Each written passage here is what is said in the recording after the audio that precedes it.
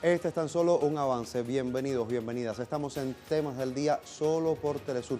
Comenzamos y lo hacemos revisando la pregunta que compartimos con ustedes a través de nuestra cuenta en la red social Twitter. Decimos, pregunta del día. La misión de observación electoral de Colombia advierte que 170 municipios cuentan con riesgo electoral.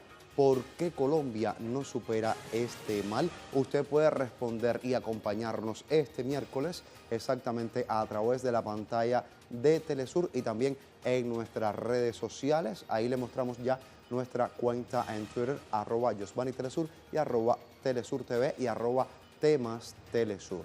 De ello podemos seguir hablando en redes sociales mientras vamos a nuestro primer tema del día. Tiene que ver con Venezuela. Este miércoles concluye en ese país la Jornada Mundial Todos Somos Venezuela, evento donde asisten 116 organizaciones internacionales, las cuales rechazan ataques injerencistas de otros países contra la soberanía del país caribeño. Vamos con la información en directo. Está nuestra compañera Lucía Córdoba. Bienvenida, Lucía. Cuéntanos cómo ha transcurrido la jornada, qué se espera para los próximos minutos. Bienvenida. Hola Josba, un saludo para ti y para quienes a esta hora están en sintonía en Temas del Día. Como tú decías, último día, jornada de clausura, muy interesante lo que acá hemos visto, un lugar de pluralidad, muy variopinto lo que ha ocurrido, un espacio de defensa irrestricta de la Revolución Bolivariana y también de real batalla de las ideas y del conocimiento. Hoy o ahora en este instante estamos acompañados nada menos que de la periodista y profesora argentina Estela Caloni, a quien ayer en el acto inaugural en la sala José Félix Rivas, muy cerquita de donde está el set de Telesur, veíamos y oíamos hacer una de las intervenciones más excelsas en calidad de delegada internacional. Estela, ¿cómo está? Y le agradecemos como siempre este tiempo. ¿Cómo están ustedes? Muy contenta de estar aquí en este momento.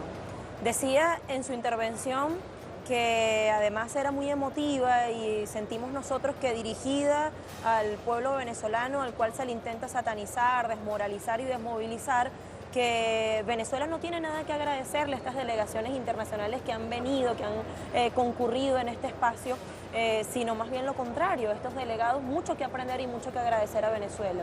Sí, tenemos muchísimo que agradecer porque la revolución en su parte, primero en lo que está haciendo en el propio país, que hemos podido ver, las misiones, es difícil describir en minutos los avances que ha habido en Venezuela, los enormes avances en vivienda, en educación, en salud, en tantas cosas, y que se les imponga una guerra económica tan brutal.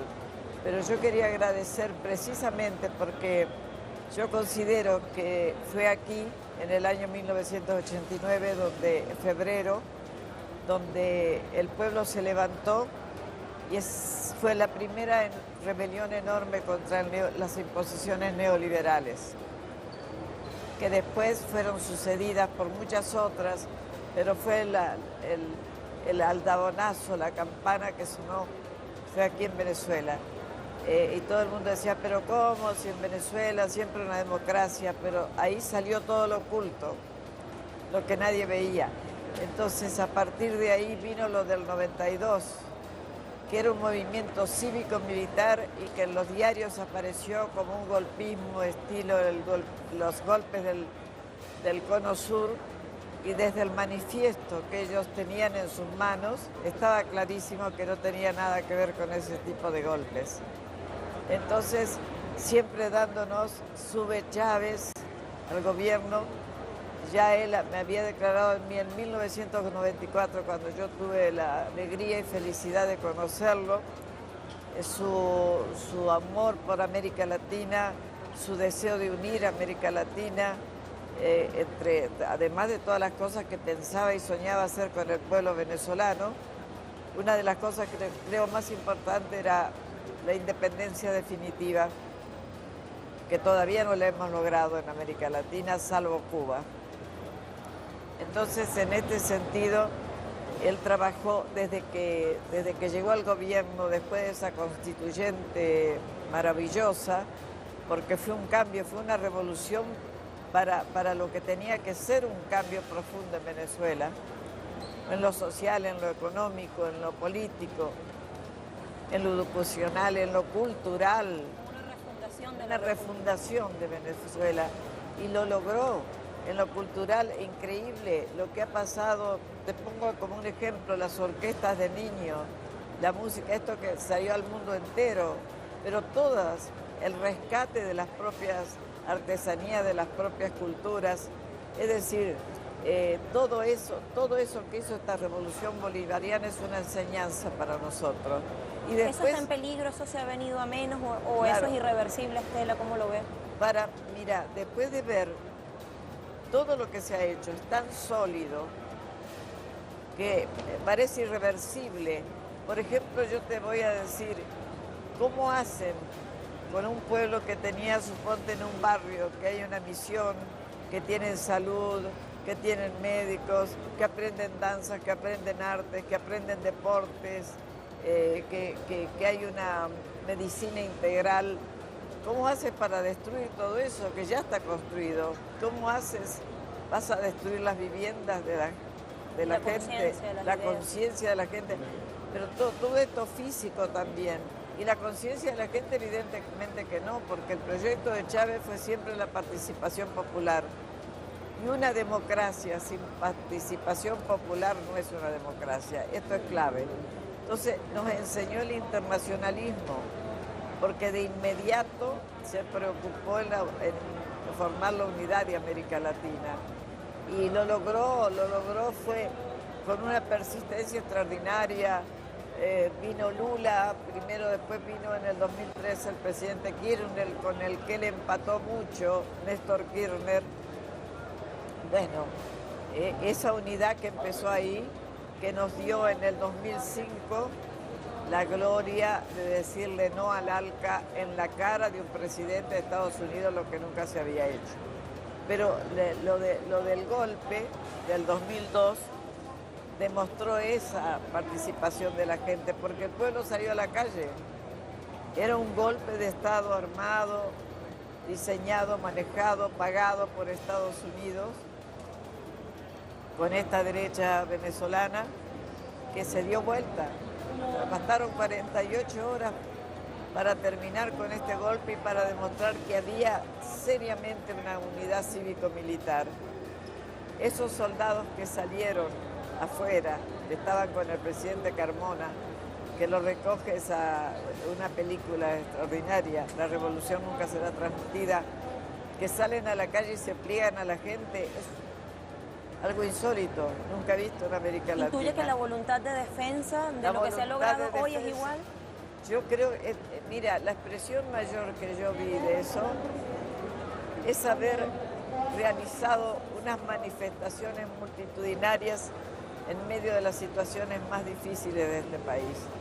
Pero lo más importante es que después de ese ataque violento, terrorista, porque esto fue terrorismo, esto es guerra en contrainsurgente, esto es una guerra que toma diversas dimensiones.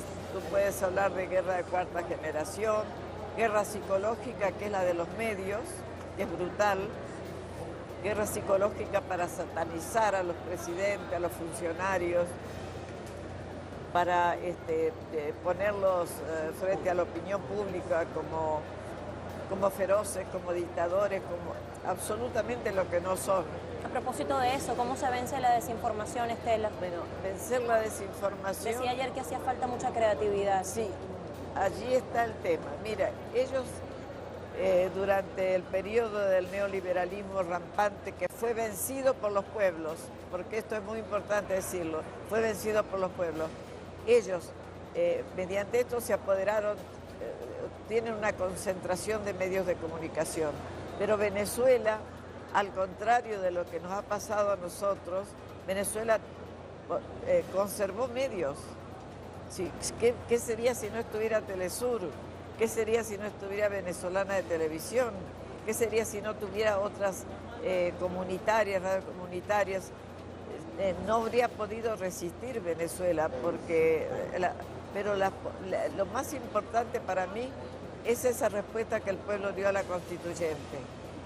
Después de la violencia extraordinaria, de la guerra económica, de las dificultades que significa un bloqueo, de las dificultades que significa vivir cuando has tenido todo en tus manos y te quedas sin un montón de cosas, y seguir persistiendo en la idea de que estás en el camino verdadero, de que tu camino, de que viéndonos a nosotros, porque el pueblo venezolano está asistiendo a la destrucción que estamos viviendo nosotros en el sur. En Brasil, 30 millones de personas sacadas de la pobreza que la quieren volver atrás. En Argentina, cercenando los derechos de los trabajadores, volviendo atrás, intentando volver 50 años atrás. El pueblo venezolano está capacitado para darse cuenta de que no quiere ese retroceso. Una insistencia calificada de terca. Eterna. Así como el golpe fue eterno, la resistencia es eterna. Giovanni, y quienes nos sintonizan a esta hora, es parte de las reflexiones que se ponen sobre la mesa en este espacio que ya decía, no hay otra manera de describirlo, muy plural, variopinto, porque es de convergencia de ideas muy distintas e incluso de oficios, porque acá están reunidos delegados internacionales que son militantes de izquierda, pero también son trabajadores, son mujeres, vienen de colectivos feministas, también de organizaciones de defensoras de derechos humanos. En definitiva, son muy diversos los colectivos y las organizaciones que acá están. Bueno, ya los encuentros sectoriales o los foros temáticos concluyeron definitivamente una cantidad de propuestas que han emergido de esos espacios de debate, de deliberación junto al pueblo y ponentes nacionales muy destacados, que estarán seguramente contenidos esos puntos en la proclama o en la declaración final que veremos al término de esta segunda jornada internacional de solidaridad con la Revolución Bolivariana, llamada así Todos Somos Venezuela. Y evidentemente esperamos el acto de clausura que también reunirá a estos delegados y tendrá una especie de conversatorio, y de ello vamos a estar pendientes para tenerlo en el momento preciso, Giovanni. Muchas gracias, Lucía. Así, con todas estas precisiones, cerramos el primer tema que traemos en esta jornada. Revisamos de inmediato nuestra pregunta del día.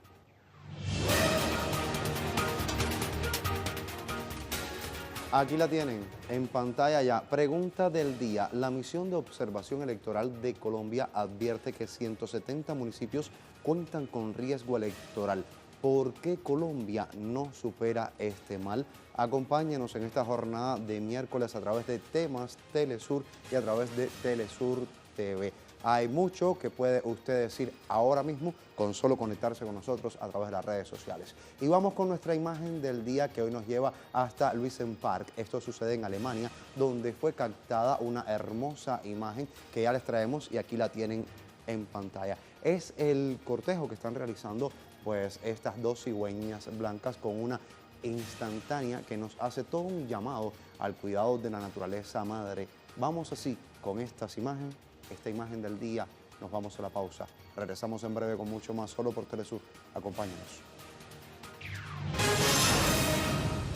Segundo tema del día nos lleva hasta Colombia, rumbo a las elecciones legislativas de este domingo 11 de marzo. Elecciones marcadas por un panorama de violencia política. Las organizaciones sociales, los movimientos, los partidos piden al gobierno de Juan Manuel Santos dar garantías plenas para el ejercicio político dentro del país. Vamos a revisar cómo ha estado transcurriendo este proceso en lo fundamental. Desde el lunes se inició el voto en el exterior, donde las mesas fueron habilitadas en embajadas y consulados, donde los colombianos residentes en el exterior han ejercido y ejercen su derecho al sufragio. Según la Registraduría de Colombia, más de 720.000 ciudadanos están habilitados para realizar este voto durante todas estas elecciones al Congreso del país.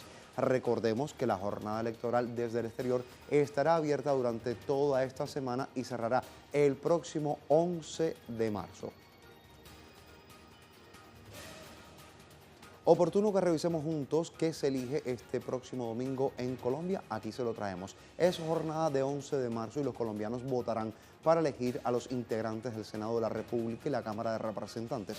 Escogerán allí un total de 102 senadores, 166 representantes a la Cámara y además estarán 10 curules de representatividad otorgada a la organización política Fuerza Alternativa Revolucionaria del Común, conocida por su sigla FARC. Además, 2 alianzas interpartidistas tendrán su consulta popular para elegir a su candidato único a la presidencia del país.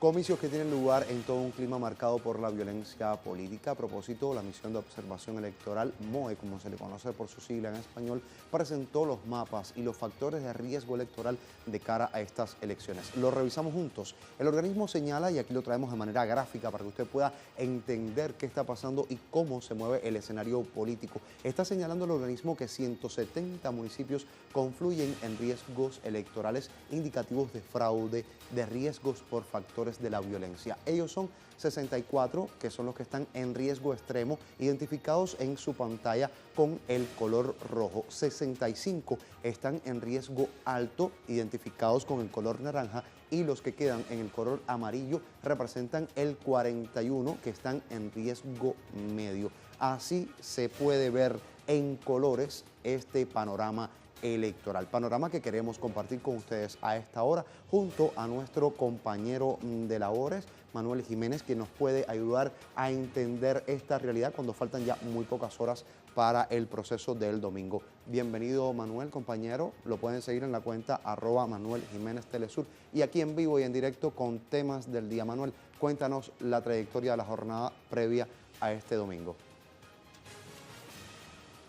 Josvani, televidentes, buenas tardes. Efectivamente, estamos a pocos días de la elección de senadores y representantes en Colombia. Es el próximo 11 de marzo y esta campaña ha estado teñida de odio y de violencia dirigida a varios candidatos y también a líderes sociales en el país.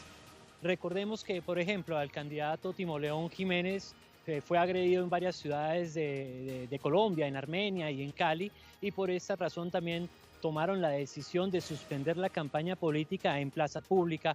Al igual sucedió con el candidato presidencial Gustavo Petro la semana pasada en la ciudad de Cúcuta, donde fue objeto de agresiones por varias personas que se encontraban en la plaza pública.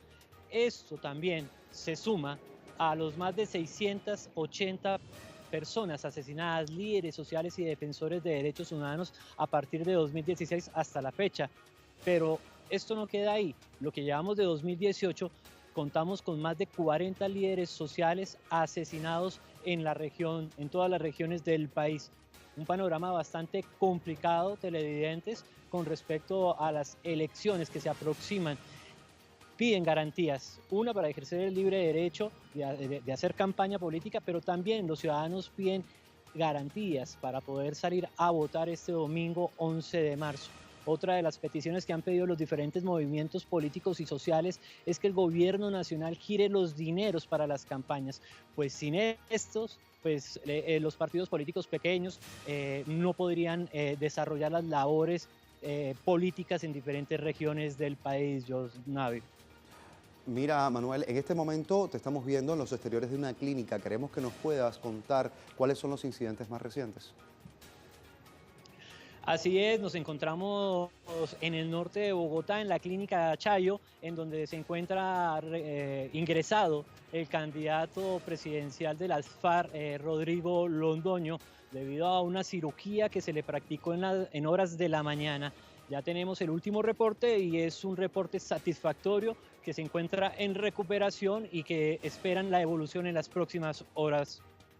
Muchas gracias, José Manuel. Manuel J. Telesur, Manuel Jiménez, que nos ha estado reportando todos los incidentes desde Colombia a esta hora. Hay más corresponsales y todos en sus cuentas en Twitter nos están proporcionando un tweet que ya revisamos en Temas del Día.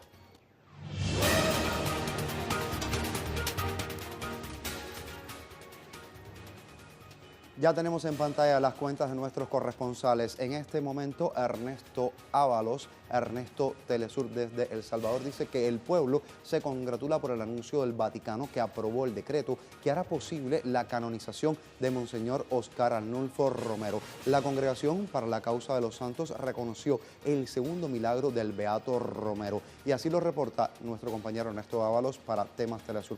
Karina Cartagena también nos está hablando de la realidad que se vive y está posteando también un vídeo de lo que nos argumenta vía escrita. Tormenta invernal afecta al noreste de Estados Unidos. La nieve comenzó a caer desde el mediodía. Pronósticos estiman acumulaciones de nieve entre 6 y 12 pulgadas. Estado de emergencia en New York, New Jersey y Massachusetts. También el 60% de los vuelos en aeropuertos están cancelados, nos dice Karina Cartagena. Nos vamos con Francesca Emanuel, quien dice que dentro del Senado de Estados Unidos 10 estudiantes fueron arrestados en una protesta cuando exigían frente a la oficina el líder de la mayoría republicana en el Senado, Mitch McConnell, políticas de control de armas. Y así se puede ver ese reclamo de los jóvenes. Vamos con Ignacio Lemos hacia el Brasil.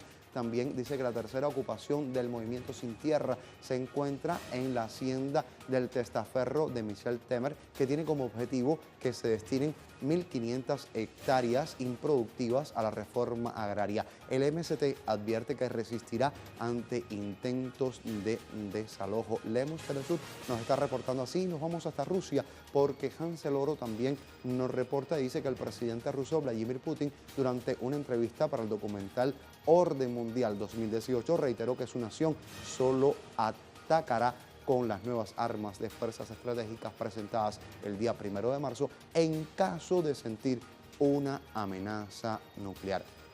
Son las informaciones, las hemos visto en un tuit a través de Temas del Día. Revisamos más en los temas en desarrollo.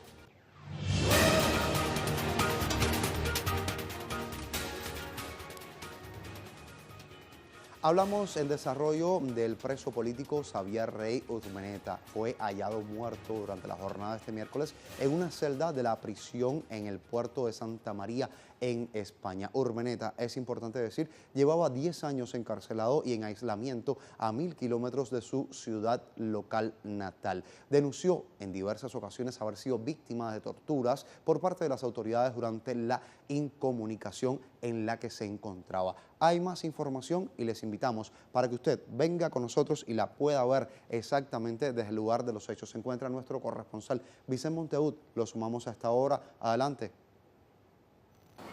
Hola, muy buenas noches, saludos a todos desde Madrid. Sí, Xavier Rey ha sido hallado muerto en su celda del centro penitenciario Puerto 3, donde cumplía condena. Distintos medios aseguran, citando fuentes penitenciarias, que el preso de ETA presentaba varios cortes a la altura de los antebrazos, por lo que todo apunta a la hipótesis del suicidio. Sin embargo, se ha abierto una investigación judicial que determinará las causas exactas del fallecimiento después de practicar una autopsia al cadáver. La Asociación de Presos Vascos, Etxerat, ha confirmado el fallecimiento y ha anunciado que mañana ofrecerá más detalles sobre este suceso en rueda de prensa. Xavier Rey fue condenado por la Audiencia Nacional en el año 2008 por los delitos de pertenencia a ETA, depósito de armas y tenencia de explosivos. Después de su detención, denunció haber sufrido torturas por parte de la Guardia Civil y buena parte del tiempo que ha permanecido encarcelado ha sido en régimen de aislamiento, siempre en una de las cárceles españolas más lejanas al País Vasco. Ampliaremos esta información, de momento es todo, despedimos aquí esta conexión. Gracias, Vicente, y te esperamos también en próximos espacios de Telesur. Usted se queda con nosotros, revisamos lo que preguntábamos al inicio del programa, acompáñanos.